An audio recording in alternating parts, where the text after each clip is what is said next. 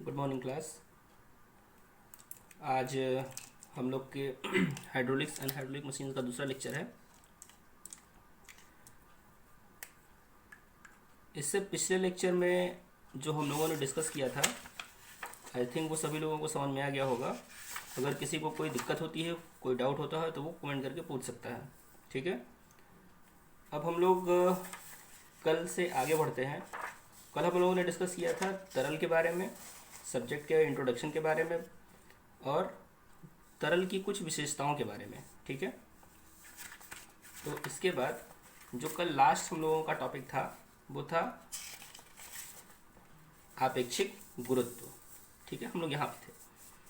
कल हम लोगों ने आपेक्षिक गुरुत्व के बारे में देखा कि आपेक्षिक गुरुत्व क्या होता है। आपेक्षिक गुरुत्व किसी तरल का घनत्व तथा किसी मानक तरल के घनत्व का अनुपात होता है। It is the ratio of an unknown liquid and standard liquid. ठीक है, तो स्टैंडर्ड लिक्विड क्या लेते हैं हम लोग? स्टैंडर्ड लिक्विड लेते हैं पानी। कितने डिग्री सेल्सियस पर? 4 डिग्री सेल्सियस पर। ठीक है, तो 4 डिग्री सेल्सियस पर जो पानी का घनत्व होता है उसे हम क्या मानते हैं? मानक तरल का घनत्व। और मानक तरल का घनत्व यानी कि 4 डिग्री सेल्सियस पर पानी का घनत्व कितना होता है? 1000 किग्रा प्रति मीटर क्यूब। तो फार्मूले से और डिफिनेशन से हमारे पास जो निकल के आया था आपेक्षिक गुरुत्व बराबर, अगर हमारा एक अननोन लिक्विड पेट्रोल है, ठीक है, तो पेट्रोल के लिए जो आपेक्षिक गुरुत्व था वो क्या हो जाएगा? पेट्रोल का घनत्व बटे 1000। ठीक है, अच्छा, इसके बाद जो एक और बात बताना है वो ये कि अगर इस चीज़ को अगर हम एग्जाम्पल समझें तो मान लेते हैं हमारे पास एक तरल है, एक लिक्विड है पारा। ठीक है, पारा यानी मरकरी। मरकरी का घनत्व कितना होता है? मरकरी का जो घनत्व होता है वो होता है 13600 किग्रा प्रति metre cube. Density of mercury कितना होता है? 13600 किग्रा प्रति मीटर क्यूब। अच्छा, अब इसका पारे का आपेक्षिक गुरुत्व कितना हो जाएगा? Specific gravity of mercury Hg कितना हो जाएगा? तो मरकरी का घनत्व डिवाइडेड बाई 1000। मरकरी का घनत्व डिवाइडेड बाई 1000। तो मरकरी का घनत्व यानी पारे का घनत्व कितना हो जाता है? 13600 बटे 1000। तो आपेक्षिक गुरुत्व कितना हो जाएगा? 13.6। क्लियर? 13.6। अच्छा, इसमें एक और चीज़ बताने वाली ये है कि ये दोनों क्वांटिटीज सेम है। ऊपर भी डेंसिटी है और नीचे भी डेंसिटी है। तो घनत्व तो ऊपर भी है, घनत्व तो नीचे भी है, तो इसका जो यूनिट होगा वो कैंसिल हो जाएगा। यानी कि इसका मात्रक कुछ नहीं होगा, सिर्फ इसका एक न्यूमेरिकल वैल्यू आएगा। वो कितना होगा? 13.6। क्लियर? चलिए, अब इसके बाद हम लोग आगे बढ़ते हैं। आगे बढ़ने पर जो हमारा अगला प्रॉपर्टी है, अगली जो विशेषता है तरल की, वो क्या है? विशिष्ट आयतन। विशिष्ट आयतन यानी स्पेसिफिक वॉल्यूम। तो स्पेसिफिक वॉल्यूम क्या होता है? किसी तरल का आपेक्षिक आयतन। तो किसी तरल का आपेक्षिक आयतन उस तरल के एकांक द्रव्यमान में, एकांक द्रव्यमान का जो आयतन होता है वही क्या कहलाता है? विशिष्ट आयतन। यानी कि इसको इस तरह समझिए कि मान लेते हैं किसी तरल का हमें द्रव्यमान पता है, 2 किग्रा 5 किग्रा या 2 किग्रा 5 किग्रा या कुछ भी, उसका एक एकांक द्रव्यमान है, मान लेते हैं 1 किग्रा। ठीक है, तो वो 1 किग्रा जो द्रव्यमान होगा उसका आयतन कितना है? विशिष्ट आयतन का मतलब कि किसी एकांक द्रव्यमान वाले तरल का आयतन कितना है। ठीक है, तो इसको हम इस तरीके से लिख सकते हैं, विशिष्ट आयतन small v is equal to volume divided by mass. ठीक है, इसको दूसरे शब्दों में हम इस तरह से कह सकते हैं कि किसी तरल के आयतन और उसके द्रव्यमान का अनुपात विशिष्ट आयतन कहलाता है। ठीक है, किसी तरल के आयतन और द्रव्यमान का अनुपात क्या होता है? विशिष्ट आयतन। यूनिट क्या हो जाएगी इसकी? वॉल्यूम कितना होता है? वॉल्यूम की यूनिट क्या होती है? मीटर क्यूब, सभी को पता है। द्रव्यमान का मात्रक केजी। ठीक है, तो मीटर क्यूब प्रति किग्रा। यूनिट क्या हो जाएगी इसकी? स्पेसिफिक आयतन यानी विशिष्ट आयतन का जो मात्रक होगा वो क्या होगा? मीटर क्यूब प्रति किग्रा। क्लियर? अच्छा, इसमें इसको अगर हम डिनोट करें तो वॉल्यूम बराबर, वॉल्यूम को हम किससे लिखते हैं? कैपिटल वी से। ध्यान दीजिएगा स्मॉल वी है। Volume divided by mass. ठीक है, स्मॉल वी बराबर वॉल्यूम डिवाइडेड बाई मास। अच्छा, इसमें एक और चीज़ ध्यान देने वाली बात यह है कि अगर इस वॉल्यूम को हम इसके नीचे लें, अगर तो ये क्या हो जाएगा 1 divided by mass upon volume हो जाएगा। इस आयतन को अगर नीचे ले जाए तो क्या हो जाएगा द्रव्यमान बटा आयतन। तो यहाँ पर ये एक फॉर्मूला बन रहा है, क्या हो सकता है ये द्रव्यमान बटा आयतन क्या होता है घनत्व। ठीक है, तो किसी तरल के घनत्व के टर्म में अगर विशिष्ट आयतन पूछ ले या विशिष्ट आयतन दिया हो और उसका घनत्व पूछ ले या दोनों में से कोई एक वैल्यू दी हुई हो और दूसरी वैल्यू पूछ ले, तो जो फार्मूला हो जाएगा वो क्या होगा विशिष्ट आयतन V इज इक्वल टू 1/ρ। विशिष्ट आयतन का घनत्व के टर्म में ये फार्मूला हो जाएगा 1/ρ। ठीक है, क्लियर यहाँ तक। चलिए अब इसके बाद हम लोग आगे बढ़ते हैं। नेक्स्ट जो प्रॉपर्टी है, अगली जो विशेषता है तरल की, वो है आपका, देखिए तरल में कई सारी विशेषताएं होती हैं। ठीक है, तरल की विशेषताएं या तरल में बहुत सारे गुण होते हैं जिनको सबसे पहले समझना बहुत ज़रूरी है। अगर उन गुणों को हम नहीं समझेंगे तो सब्जेक्ट का जो स्कोप है, सब्जेक्ट की इसकी जो मेन चीज़ है, जो मेन कॉन्सेप्ट है इसका, वो समझ में नहीं आ पाएगा। ठीक है, हम जब इसके आगे जब अगले सब चैप्टर में जाएंगे, मोमेंटम इक्वेशन में जाएंगे, फिर कंटिन्यूटी इक्वेशन में जाएंगे, इसके मशीन्स के बारे में पढ़ेंगे, तो वहाँ पर इन तरल के गुणों से संबंधित चीज़ों को समझना बहुत ज़रूरी रहेगा। ठीक है, तो अगला जो विशेषता है वो है आपका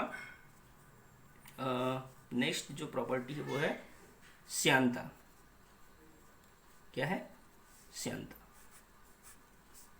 श्यानता यानी विस्कोसिटी।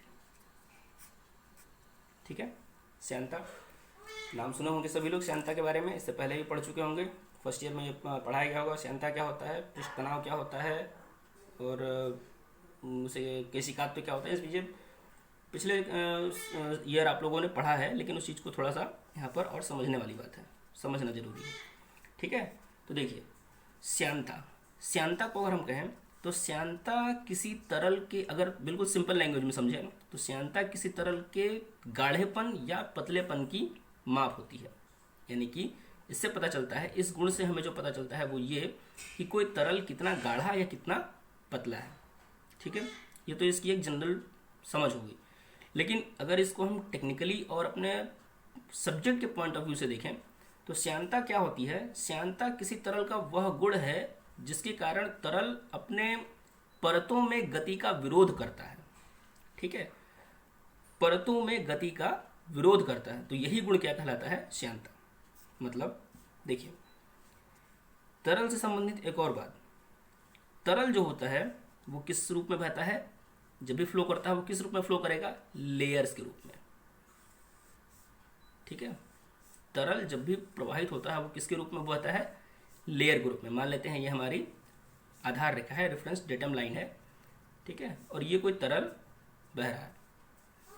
ठीक है, तो तरल हमेशा परतों के रूप में बहता है। ठीक, उसकी जो सबसे, ये हमारा जो है वो है आपका आधार रेखा, इसको मान लीजिए, या आधार बेस। ठीक है, डेटम, ये जमीन है, मान लीजिए ये जमीन है। ठीक है, और इस पर पानी की एक परत बह रही है। ठीक है, तो हम देखते हैं कि जो परत पानी के सबसे जमीन के सबसे संपर्क में होती है, जो परत जमीन के सबसे संपर्क में होती है उसकी वेलोसिटी कितनी होती है? 0। उसका जो वेग होता है वो बिल्कुल शून्य होता है। जैसे जैसे हम ऊपर बढ़ते जाते हैं, हम देखते हैं कि जो तरल है उसका वेग ज़्यादा होता जाता है। ठीक है, इसका वेग सबसे ज़्यादा होगा क्योंकि ये स्वतंत्र तरल है, स्वतंत्र तल है, इसका वेग सबसे ज़्यादा होगा। उसके नीचे वाली परत का थोड़ा कम होगा, उससे नीचे वाले का थोड़ा और कम होगा, उससे नीचे वाले का थोड़ा और कम, और सबसे जो संपर्क में है ज़मीन से उसका वेग कितना हो जाएगा? 0। ठीक है, तो यहाँ से जो चीज़ हमें समझना जरूरी है वो ये, या इस बात से जो हमें समझना है वो ये है कि जो तरल है, तरल अपनी परतों में इस वेग प्रतिरोध के कारण क्या कर रहा है? एक परत दूसरे परत के वेग का, गति का विरोध कर रही है। ये नहीं चाहती है कि ये वाली परत आगे जाए। ठीक है, और ये परत चाहती है कि इसके नीचे वाली परत इसके साथ चले। तो इस गुण के कारण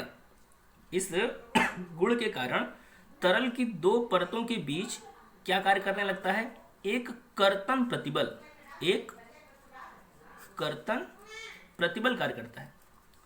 माउस में आप लोगों ने पढ़ा होगा कर्तन प्रतिबल क्या होता है, जब दो लैटरल फोर्स लग रहे हो, ठीक है, एक फोर्स इस तरह से लग रहा हो और एक फोर्स इस तरह से, ठीक है, तो यहाँ पर कौन सी प्रतिबल उत्पन्न होती है, कौन सा प्रतिबल लगता है यहाँ पे, टाउ, यानी कि कर्तन प्रतिबल। एक परत ऊपर की तरफ इसको इधर की तरफ खींचने की कोशिश कर रही है और दूसरी परत किसको इधर की तरफ खींचने की कोशिश कर रही है, तो दोनों परतों के बीच कौन सा बल कार्य कर रहा है, कर्तन प्रतिबल, ठीक है। तो ये जो कर्तन प्रतिबल है ये किन दो परतों के बीच लग रहा है, दो क्रमशः परतों के बीच, दो क्रमशः परतों की अगर हम बात करें तो उनके बीच वेग में परिवर्तन हो रहा है। सबसे नीचे वाली परत का वेग कम है और उसके ठीक ऊपर वाली परत का वेग ज़्यादा है, तो इस गुण के कारण क्या लगने लगता है, दोनों परतों के बीच में एक कर्तन प्रतिबल कार्य करता है, ठीक है। अच्छा, अब ये जो कर्तन प्रतिबल है, ये जो कर्तन प्रतिबल है ये किसके समानुपाती होगा, या देखिए इस चीज़ को समझिए ध्यान से। इस फिगर को हम फिर से देखते हैं कि मान लेते हैं कोई एक तरल है जो विभिन्न लेयर के रूप में प्रवाहित हो रहा है,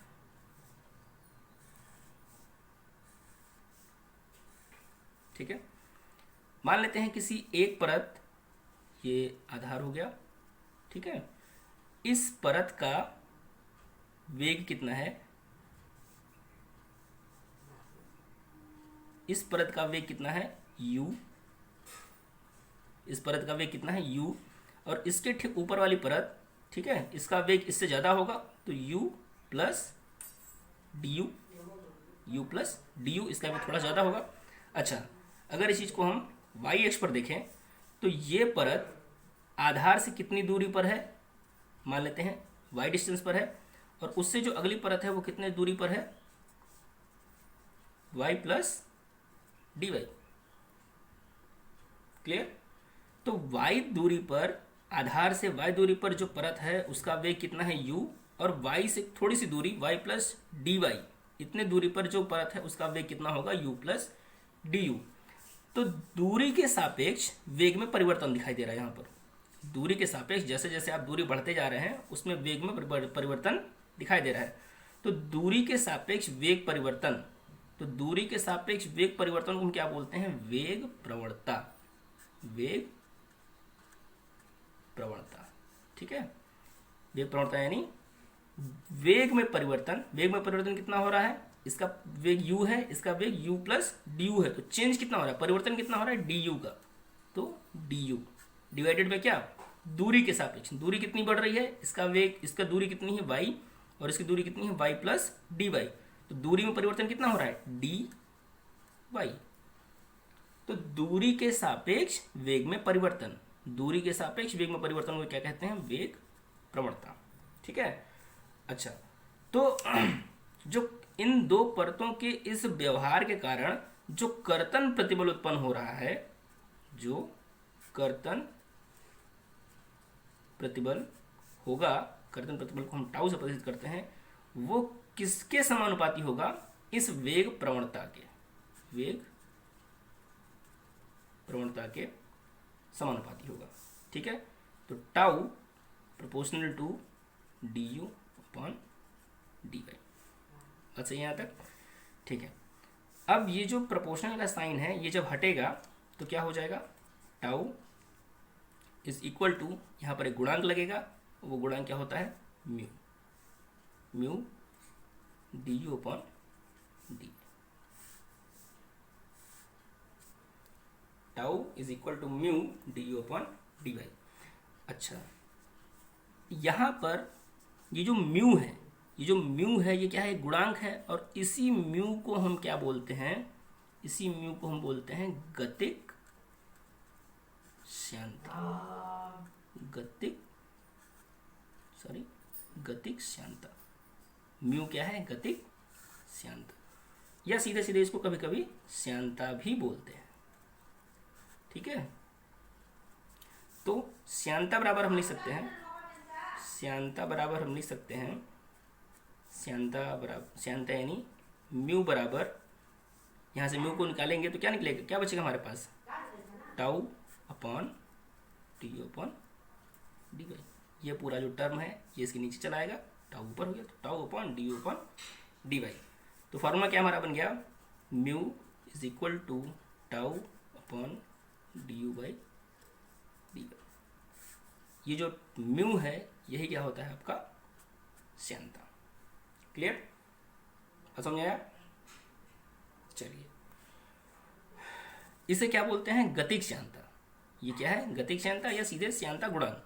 ठीक है, श्यानता गुणांक, क्योंकि ये गुणांक है और इसी श्यानता गुणांक को ही क्या बोलते हैं, श्यानता।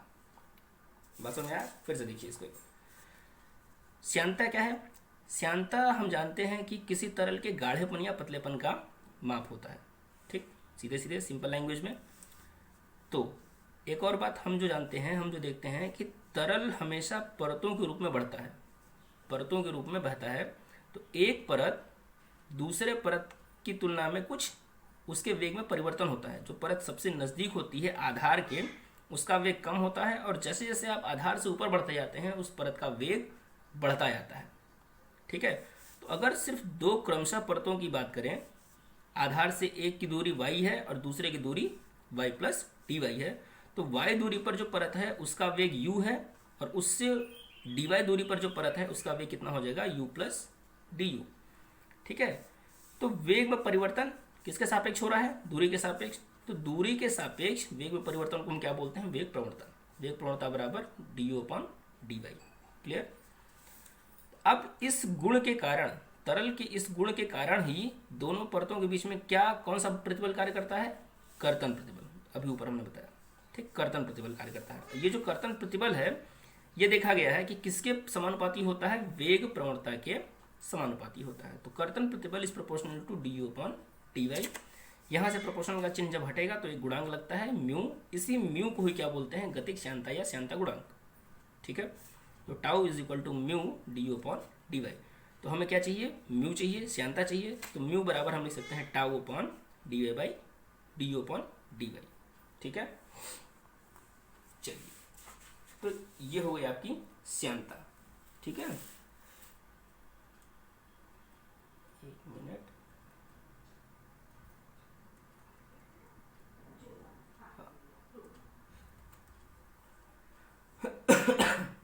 अच्छा, श्यानता के बाद श्यानता का मात्रक। मात्रक क्या होगा इसका, देखिए इसकी यूनिट ऑफ विस्कोसिटी। कई बार पूछा गया एग्जाम में कि श्यानता की बीमा बताइए, श्यानता का मात्रक बताइए। तो श्यानता का जो मात्रक होगा वो देखते हैं कैसे निकाला जाता है। तो नेक्स्ट होगा आपका यूनिट ऑफ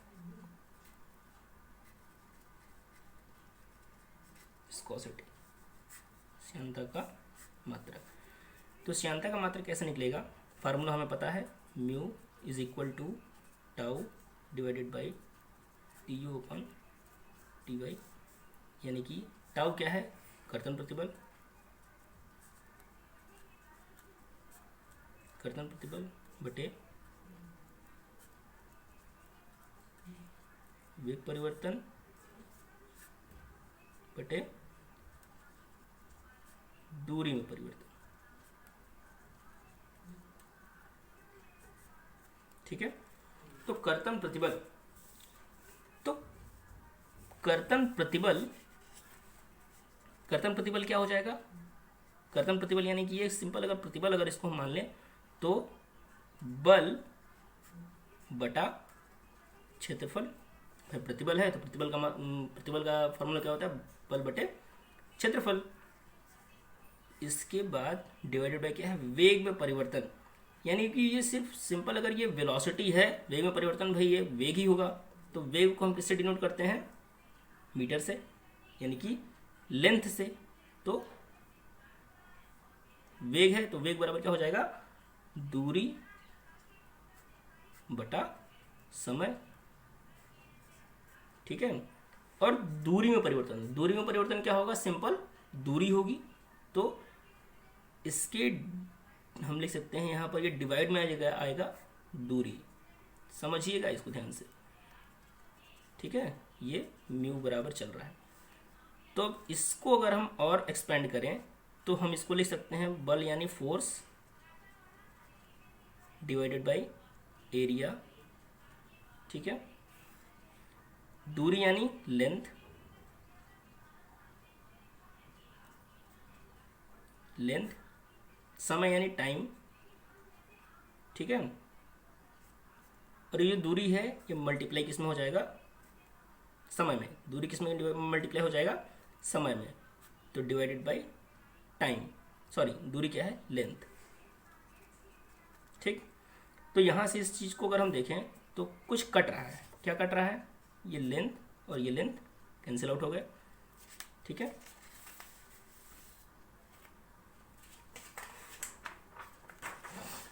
लेंथ से हमारा लेंथ कैंसिल आउट हो गया, और आगे क्या बचेगा हमारे पास,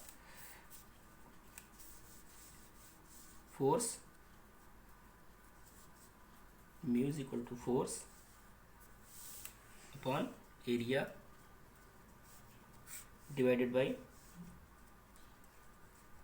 लेंथ अपॉन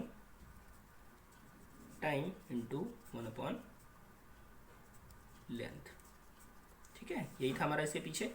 तो लेंथ से लेंथ कैंसिल आउट हो गया, बचा क्या, फोर्स, बल का मात्रक न्यूटन, ठीक है, न्यूटन। एरिया का मात्रक क्या होता है, मीटर स्क्वायर, एरिया यानी मीटर स्क्वायर, डिवाइडेड बाय क्या है, टाइम, 1 अपॉन में टाइम, 1 डिवाइडेड बाय टाइम यानी सेकेंड, ठीक है।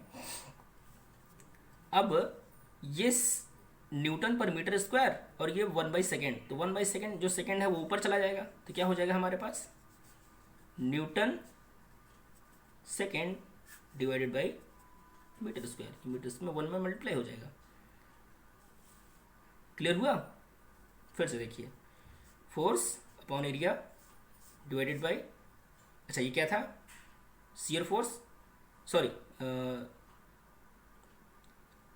कर्तन प्रतिबल, ठीक है, शियर स्ट्रेस।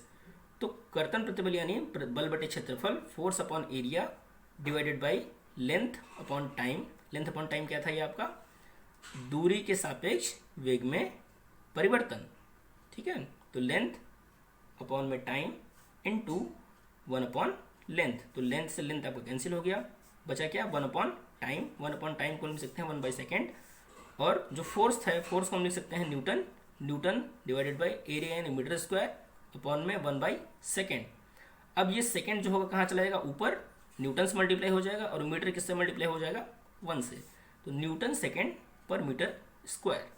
तो श्यानता का जो मात्रक होगा mu is equal to newton second पर मीटर स्क्वायर, ये है आपका मात्रक किसका, गतिज श्यानता का, ठीक है। अच्छा, इसमें एक और चीज़ देखते हैं कि न्यूटन पर मीटर स्क्वायर, ये न्यूटन पर मीटर स्क्वायर क्या होता है, न्यूटन प्रति मीटर स्क्वायर, यह है किसका मात्रक, यह है पास्कल, ठीक है। चूंकि न्यूटन पर metre square is equal to pascal, ये पास्कल होता है दाब का मात्रक, ठीक है। तो हम इसको लिख सकते हैं mu is equal to pascal, ये चीज़ें क्या, ये क्या बन के मिल करके क्या बन जाएगा, पास्कल सेकेंड, ये है आपका SI unit, SI unit of dynamic viscosity. Clear, I think यहाँ तक सभी को समझ में आ रहा है, ठीक है। अब इसके बाद जो नेक्स्ट है हमारा वो है, ये गतिज श्यानता हो गया। अब निरपेक्ष गतिज श्यानता, एक और श्यानता होती है जिसको हम क्या बोलते हैं, निरपेक्ष गतिज श्यानता, निरपेक्ष गतिज श्यानता, इंग्लिश में इसका नाम होता है काइनेमेटिक विस्कोसिटी, क्या कहते हैं इसको, काइनेमेटिक विस्कोसिटी, यानी कि निरपेक्ष गतिज श्यानता। निरपेक्ष गतिज श्यानता क्या होती है, तो निरपेक्ष गतिज श्यानता निरपेक्ष गतिक श्यानता देखिए क्या होती है। निरपेक्ष गतिक श्यानता को किससे हम डिनोट करते हैं, न्यू से, न्यू से। तो निरपेक्ष गतिक श्यानता जो होती है, जब गतिक श्यानता में जब हम किसी तरल की गतिक श्यानता में उसकी घनत्व को डिवाइड कर देते हैं, यानी कि उसकी गतिक श्यानता और उसके घनत्व का जो अनुपात होगा वही क्या कहलाएगा, निरपेक्ष गतिक श्यानता। ठीक है, तो निरपेक्ष गतिक श्यानता बराबर गतिक श्यानता बटे घनत्व। ठीक है, तो निरपेक्ष गतिक श्यानता बराबर क्या कह सकते हैं हम कि किसी तरल की गतिक श्यानता और उसके घनत्व का अनुपात निरपेक्ष गतिक श्यानता कहलाता है। तो निरपेक्ष गतिक श्यानता न्यू बराबर mu divided by rho, mu divided by rho. ये हो गया आपका निरपेक्ष गतिक श्यानता। ठीक है, इसकी यूनिट होमवर्क रहेगा आपका, इसकी यूनिट आप लोग सब लोग बताएंगे कि इसकी यूनिट क्या होती है। ठीक है, फिर इसके अगले लेक्चर में हम इसका यूनिट आप सभी को निकाल करके बताएंगे। ठीक है, चलिए अब इसके बाद जो अगला और थोड़ा इम्पोर्टेंट है, एग्जाम पॉइंट ऑफ व्यू में इसके क्वेश्चन बनते हैं, देखिए क्या है, वो है आपका न्यूटन का श्यानता नियम। ठीक है, Newton's law of viscosity, Newton का श्यानता नियम, न्यूटन का श्यानता नियम यानी कि न्यूटन्स लॉ ऑफ विस्कोसिटी। ठीक है, Newton's law of viscosity exam में पूछा है कई बार, ये इंपॉर्टेंट है। ठीक है, न्यूटन्स लॉ ऑफ विस्कोसिटी, देखिए न्यूटन्स लॉ ऑफ विस्कोसिटी क्या है, नहीं कि विस्कोसिटी से संबंधित न्यूटन का क्या नियम था। ठीक है, तो न्यूटन ने विस्कोसिटी को जब अध्ययन किया, विस्कोसिटी में जब उसका उनकी स्टडी चल रही थी कि तरल में श्यानता क्या होती है, किस तरह से काम करती है, तो उनसे संबंधित एक छोटा सा नियम उन्होंने दे दिया। ठीक है, न्यूटन का काम था हर चीज़ में वो अपना एक नियम बना देते थे। देखिए, तो श्यानता में तरल की श्यानता संबंधी जो न्यूटन का नियम है वो ये कहता है कि किसी तरल के दो परतों के बीच, किसी तरल के, हम जानते हैं कि जो तरल होता है वो परत के रूप में बहता है, किसी तरल के दो परतों के बीच लगने वाला जो कर्तन बल है, कर्तन प्रतिबल यानी कि कर्तन प्रतिबल यानी शियर स्ट्रेस यानी कि टाउ, जो देखो तरल परत के रूप में बहता है, इससे पहले वाले टॉपिक में हम लोगों ने देखा। ठीक है, इस परत में बहने के कारण जो सबसे नीचे की जो परत है उसका वेग 0 होगा, उससे ऊपर वाली परत का वेग कुछ होगा, उससे ऊपर वाली परत का वेग थोड़ा ज़्यादा होगा, उससे ऊपर वाली परत का वेग सबसे ज़्यादा होगा, और सबसे ऊपर जो परत होगी उसका वेग सबसे ज़्यादा होगा। ठीक है, तो इसके कारण, इस गुण के कारण, इस वेग में परिवर्तन के कारण दो परतों के बीच में क्या लगता है, एक कर्तन प्रतिबल कार्य करता है। तो न्यूटन ने उसी कर्तन प्रतिबल को ध्यान में रख करके एक नियम लिखा कि जो कर्तन प्रतिबल होगा वो किसके प्रोपोर्शनल होगा। तो उन्होंने बताया कि जो कर्तन प्रतिबल होगा वो कर्तन विकृति के समानुपाती होगा। अब ये कर्तन विकृति क्या है भाई, कर्तन प्रतिबल है तो कर्तन विकृति भी होगी। कर्तन विकृति और कुछ नहीं है, कर्तन विकृति ये वही वेग प्रवणता है जो इससे पहले हम लोगों ने श्यानता वाले इक्वेशन में देखा, श्यानता वाले टॉपिक में देखा। ठीक है, यही है न्यूटन का श्यानता का नियम, यानी कि शियर स्ट्रेस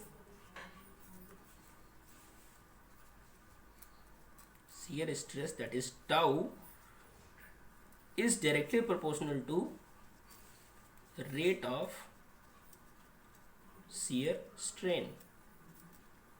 ठीक है, कर्तन विकृति की दर, बेसिकली इसको बोलते हैं कर्तन विकृति की दर, रेट ऑफ शियर स्ट्रेन, यानी कि tau is directly proportional to du upon dy। ठीक है, tau proportional to du upon dy। यही जब टाउ प्रोपोर्शनल का साइन हटता है तो क्या लगता है, म्यू du/dy। तो जो श्यानता का जो इक्वेशन है वो कहीं ना कहीं न्यूटन के श्यानता नियम से ही लिया गया है। क्लियर? क्लियर है यहाँ तक? चलिए, तो ये है आपका न्यूटन का श्यानता का नियम। अब इसके बाद जो अगला टॉपिक हमारा वो है तरल के प्रकार। तरल के प्रकार ये भी इम्पोर्टेंट है। ये भी इम्पोर्टेंट इसलिए है कि ये 2 नंबर के क्वेश्चन में ये कभी कभी ये क्वेश्चन आ जाता है 2 नंबर से। तो ठीक है, देखिए 2 नंबर या कभी कभी ये इसे 5 नंबर के क्वेश्चन में भी थोड़ा सा ऐड करके कि तरल के प्रकार बताइए और इसके साथ एक और कोई क्वेश्चन ऐड कर देगा। ठीक है, तो उस हिसाब से जो क्वेश्चन है हमारा, जो अगला टॉपिक है वो है types of flow, types of fluid, यानी कि तरल के प्रकार। तरल के प्रकार यानी कि टाइप्स ऑफ फ्लूइड। ठीक है, types of fluid. Types of fluid क्या है? देखिए, तरल के कुछ प्रकार होते हैं। फर्स्ट, उसको जो पहला प्रकार है वो होता है आपका आदर्श तरल। कौन सा तरल? आदर्श तरल, यानी कि ideal fluid. Ideal fluid. Second है आपका वास्तविक तरल। वास्तविक तरल यानी कि रियल फ्लूइड। Real fluid. ठीक है। तीसरा है आपका न्यूटोनियन तरल। न्यूटोनियन तरल से हम बोलते हैं न्यूटोनियन फ्लूइड। Newtonian fluids.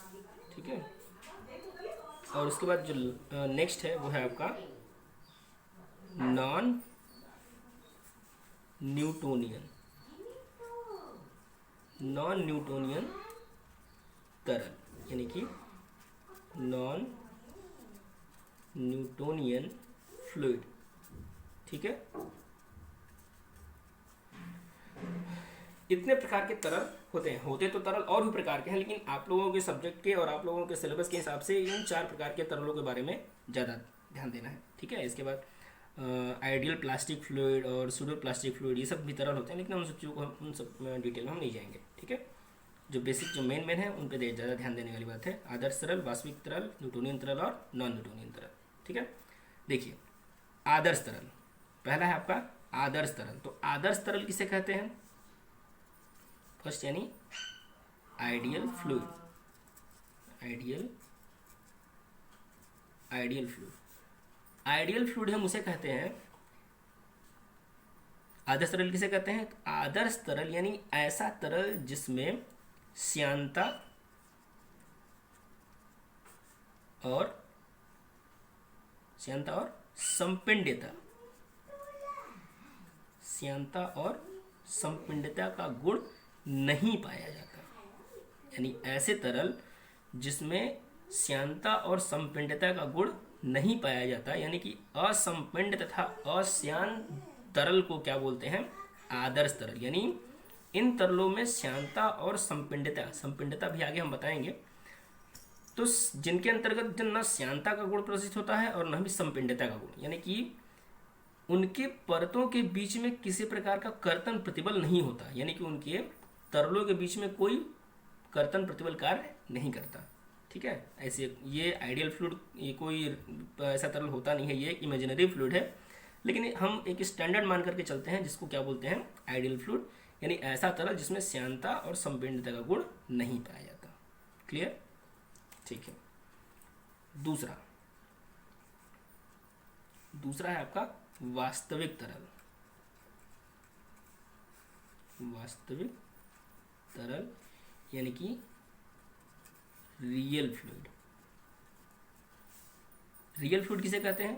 तो रियल फ्लूइड में सिंपल ये दोनों गुण प्रदर्शित होते हैं, यानी कि ऐसे तरल जिसमें श्यानता और संपिंडता का गुण पाया जाता है, यानी कि उनके तरलों के बीच में कुछ न कुछ कर्तन प्रतिबल उपस्थित होता है और उनमें संपिंडता भी होती है, यानी कि उसको हम कंप्रेस कर सकते हैं कुछ एक्सटेंट तक, कुछ लेवल तक हम उसको कंप्रेस भी कर सकते हैं।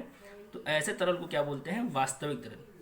आपके आसपास जितने प्रकार के तरल दिखाई देते हैं वो सभी वास्तविक तरल हैं, उनमें कुछ न कुछ श्यानता भी होती है और कुछ न कुछ संपिंडता भी होती है। तो ऐसे तरल जिनमें श्यानता और संपिंडता का गुण पाया जाता है उसे हम क्या बोलते हैं? वास्तविक तरल, यानी कि रियल फ्लूइड। ठीक है। तीसरा है न्यूटोनियन तरल।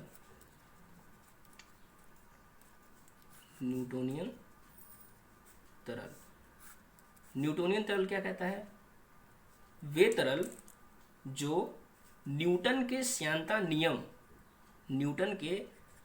नियम tau is equal to mu D upon D y या tau proportional to d upon D y, जो इस नियम का पालन करते हैं, यानी जिन तरलों में ये नियम सेटिस्फाई होता है, जिन तरलों में, उसे हम क्या बोलते हैं? न्यूटोनियन तरल। ठीक है। ऐसे तरल जो न्यूटन के नियम का पालन करते हैं उसे न्यूटोनियन तरल कहते हैं। ठीक है। लास्ट है नॉन न्यूटोनियन फ्लूइड क्या होगा?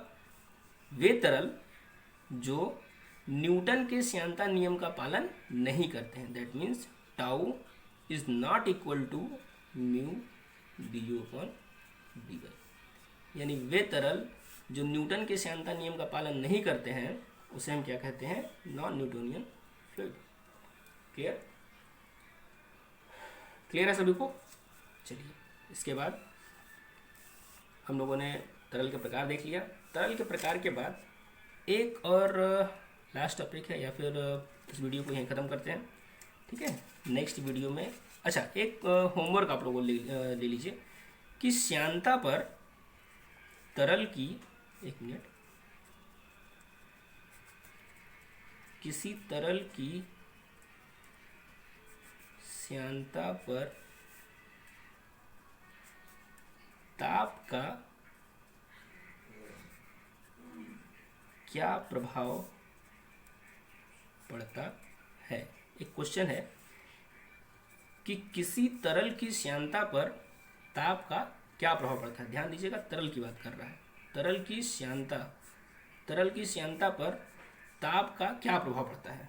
ठीक है। ये क्वेश्चन आप लोग इसको सर्च करिए, खोजिए बुक से या कहीं से अगर मिल जाता है तो इसको कमेंट सेक्शन में भी आप लोग बता सकते हैं। ठीक है।